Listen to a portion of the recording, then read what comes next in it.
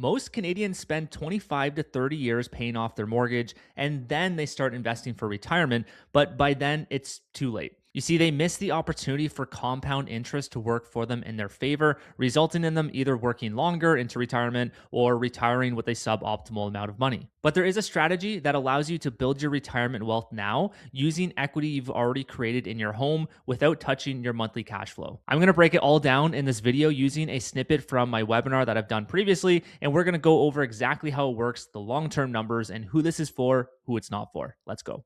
So I'm going to show you a way where they can continue making their regular mortgage payments while investing without using cash flow. So investing on autopilot without increasing their monthly payments, reducing their tax burden, and growing a portfolio over $1 million. So just as a disclaimer, before I dive into this strategy, always consult with a professional to ensure you're implementing the strategy correctly and maximizing your benefits. I'm like, after watching this, you're going to think it's pretty simple and straightforward. And while on the surface level, yes, it is, but there is a lot of detail that is required for the setup on the back end here. And I'm talking specifically about this next strategy. So if we look at their mortgage, assuming they have the right structure, it could be the offset mortgage. It could be a traditional bank with this strategy. It doesn't have to be the Manulife One product. This is their home.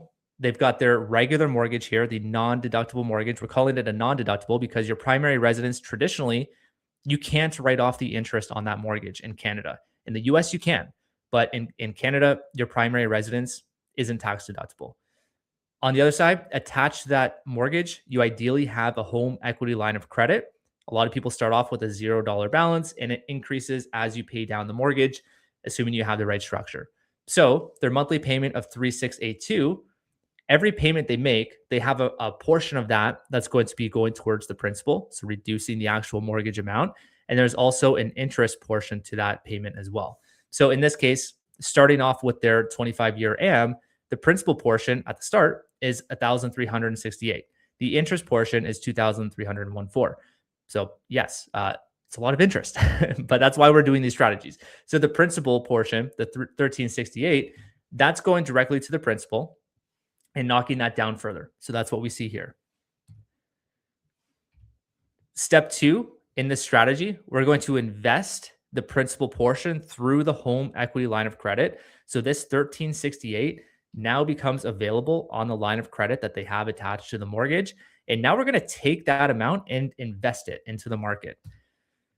And now, since we're doing this, we can deduct the interest on that line of credit because the HELOC balance is tax deductible because we're using this for the purpose of generating income through investments. So that's why we're able to do this. And if you can, to really simplify this, if you could imagine, you've probably heard this before, if you use your primary residence, the equity in it, to go purchase a rental property, that's tax deductible because we're using it for investments.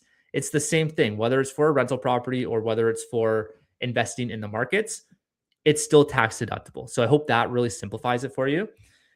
Step four, we're going to take the tax deductions that we're getting, so the tax returns, and we're going to prepay the mortgage. So every single year, you're going to receive a tax return for the interest that you're writing off. And every single year it gets bigger and bigger and bigger because this here is reducing aggressively. And this is increasing, of course, because we're using it for investing. So the bigger this gets, the bigger your tax refund gets. And then you take that refund and apply it to your mortgage. And that is why we are able to be mortgage free faster with this strategy while growing your investments, because we're using those tax refunds to pay down the mortgage. So then we're just rinsing and repeating. Step five, just reborrow and reinvest. Same process. So comparing that to the traditional mortgage, we're going to compare that to the strategy I just showed you, the equity conversion. And in case you're wondering, yes, this is the Smith maneuver. I just like this name better. The mortgage amount of the traditional mortgage is $700K. Amortization, we know these numbers already. Tax relief is $0 because, of course, it's not tax deductible. It's a regular traditional mortgage. We're not doing any tax play here. Year saved, zero. Payment saved, zero. Portfolio value, we're not investing through the mortgage. So that's going to be zero as well. And the loan balance is $0. Yes, this is green because we don't have any debt on the line of credit. Net wealth increase with the strategy is $0. This is the safe conservative play. If you're not even using the first strategy of paying down your mortgage quicker, you could carry on with the traditional. So with the equity conversion, we've got the same numbers here. I'm going to use an apples to apples comparison. We have a tax relief of 180,000 over the lifetime of that 25-year loan. Years saved is 3.5 years. So you're actually shaving off your mortgage quicker, even though we're borrowing to invest. The payment saved is 154,000. Portfolio value is 1.4 million by the end of those years. The loan balance on the HELOC is 700K because, again, we started at 700K. We're converting the mortgage to a line of credit over time. So that line of credit is existing by the end of 700K. And that might make you feel uncomfortable like, hey, I've got a 700K HELOC by the end of this. But the net wealth increase is 757 because at the end of the day, you can always sell off investments to pay off your mortgage and you would have to take into consideration the capital gains, but you're still going to be further ahead doing this. And a lot of people, they just prefer to keep the loan because it's tax deductible. They either pay the interest only payments or they chip away at it, convert it to a mortgage component, which you can do along the way, by the way. Um, so there's multiple different tiers and strategies to embed into this example that I'm showing you. But for tonight's purpose, I'm just going to keep it simple with the traditional way of running the equity conversion strategy. And this, by the way, they're just paying their regular mortgage payment in this case. They're not increasing their payment. They're just going about their regular day to day life without having to sacrifice their lifestyle because they're just investing the equity that becomes available as they pay down their mortgage. So with every strategy, it's not going to be right for everyone. So for this one, it's not going to be right for these if you're going to be panicking when markets drop because markets are going to fluctuate over time. When they do go down, you don't want to panic and sell because that's when you're going to realize the loss. You need to ride it out, which is why you need to have a longer time horizon. So if you have a short term thinking, 1 to 5 years, this is not right for you. If you can't handle that volatility and you can't sleep at night knowing that your investments are going to go up and down, then this is not right for you. And of course, back to the first one, if you sell during a crash, that's the worst thing you could do. So with that said, who this is who it's right for. Number one, you have a high risk tolerance. Number two, you have a longer time horizon to invest. So 20 to 25 years plus, ideally 20 years minimum. We actually don't recommend this if you have less than 20 years. You can stay calm during market crashes and you're optimistic about long-term markets. And of course, you want to build retirement wealth now and not wait until after your mortgage is paid off, because that is kind of backwards thinking, in my opinion, is to just pay down the mortgage and wait to invest after, which I showed you in strategy number one. And that is for people that don't suit this strategy. Both strategies are fantastic. They are better than doing nothing. I absolutely love, I run both strategies, by the way, combined together, which I'm going to show you is an option. So the real risk to this strategy is honestly you. The biggest risk is panic selling during that market crash, like I mentioned. So if there is a drop of 30% in the market, you do destroy the strategy. Number two, market volatility. So borrowing to invest does magnify both the gains and the losses.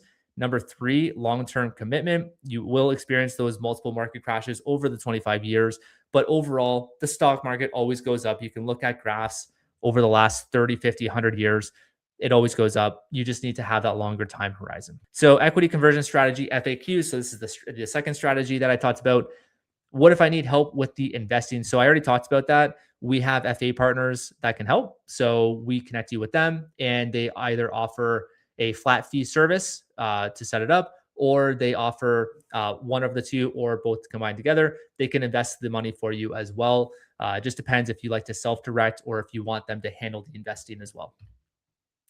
Number two, yeah, I hear this all the time, but my investment returns must be equal to the HELOC rate, so the home equity line of credit rate, for it to make sense.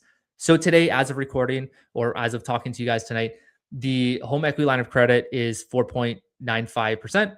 So that could increase, it could lower.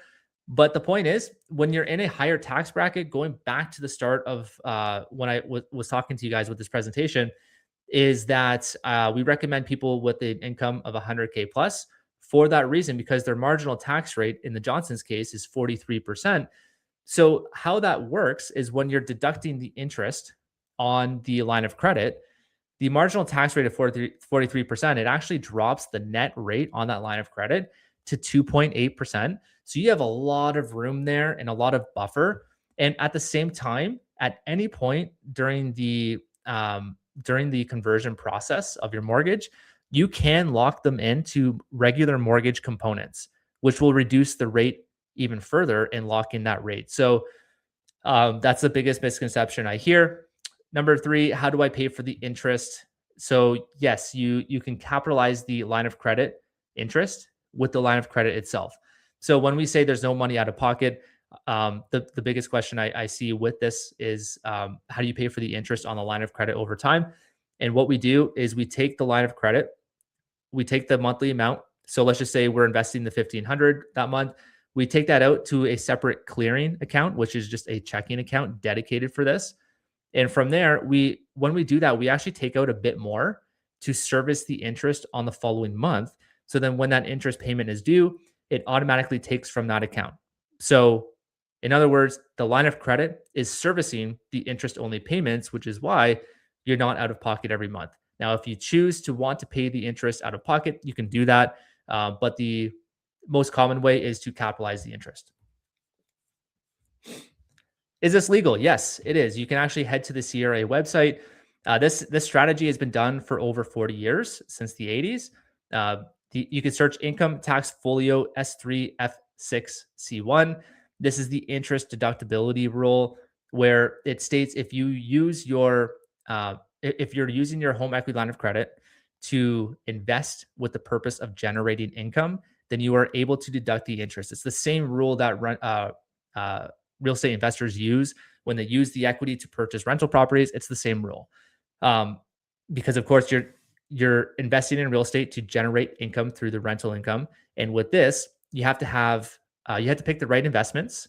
Generally speaking, you have to confirm this with your FA, but generally speaking, most ETFs and stocks qualify for this unless they clearly state that they will never pay a dividend, which most of them don't. Even if they don't pay a dividend, they likely still qualify. But again, confirm that with your FA. I'm not going to give you that investing advice.